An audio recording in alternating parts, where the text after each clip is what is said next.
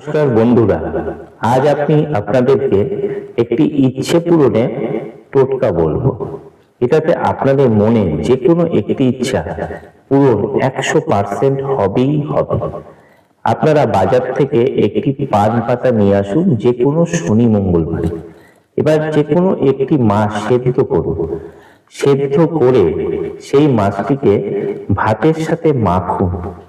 মেখে ওই যে পান পাতাটি আপনারা কিনে এনেছেন, সেই পান পাতাটিকে আপনারা ভালো করে ধুয়ে নিয়ে তার উপরে ওই ভাত মাখাটি, আপনারা যেটি মাছ দিয়ে মেখেছেন সেই ভাত মাখাটি আপনারা পান পাতার উপরে দিয়ে শনিবার অথবা মঙ্গলবার, এটা কিন্তু মনে রাখবেন সবসময় জন্য, আপনারা কোনো একটি কুকুরকে খেতে দিন।